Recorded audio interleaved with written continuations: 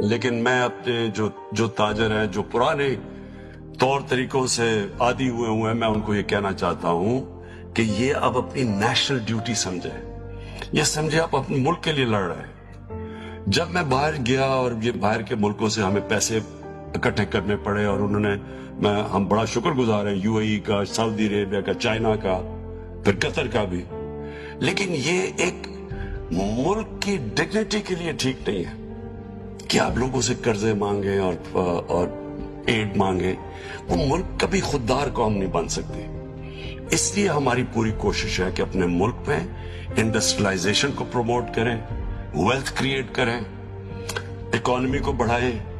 Tax اکٹھا کریں، اور اس ٹیکس سے پھر صرف اور صرف اپنی غریب لوگوں کو اوپر اٹھائیں۔ یہ تھا چائنا کا ماڈل، یہ کامیاب ماڈل ہے، اور یہ انشاءاللہ اب ہمارا ماڈل ہے کہ ہم نے اس پہ پاکستان کو اٹھانا ہے۔ اور میں آپ کو آخر میں پھر یہ کہتا ہوں، جو میں نے اب 15 مہینے میں دیکھا ہے، اللہ نے اس ملک میں ہر قسم کا پوٹینشل دیا۔ اس میں سونا، تانبا، جو ہمیں بھی نہیں پتا تھا باہر بیٹھے ہوئے،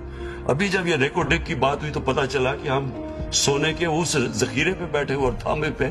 جو دنیا میں وہ مانتے ہیں، دنیا کو پتا ہے کہ یہ پاکستان صرف جو 14 کانے ہیں، وہاں 2 کے اندر صرف 2 کانوں کا جو پروفٹ ہے وہ $100 ارب ہے۔ تو ہم صرف کرپشن کی وجہ سے وہاں بھی ایک ہمارا باہر ججمنٹ ہوگی، اور دوسرا یہ جو کارکے تھا وہاں 170 ارب روپے کا ہمارے اوپر ججمنٹ آ گئی باہر کے ورلڈ بینک کا جو عدالت ہے، کہ ہمارے خلاف 170 ارب روپے کی ججمنٹ آ گئی۔ وہ تو ہم شکر ادا کرتے ہیں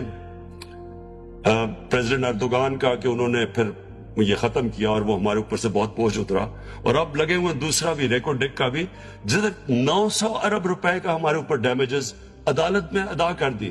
اس پہ بھی لگے ہوئے ہیں، اور انشاءاللہ کوشش کریں گے۔ لیکن یہی نہیں کہ صرف کرپشن نے یہ ہمیں نقصان پہنچایا، بٹ اگر یہ کرپشن نہ ہوتی تو یہ سوچیں کہ اب تک اربوں روپے کی ہر سال ہمیں وہاں ریکو ڈک سے پاکستان میں تانبا اور سونا نکل رہا ہوتا، تو وہ ملک کو کہاں سے، بلوچستان کدھر سے کدھر جا سکتا۔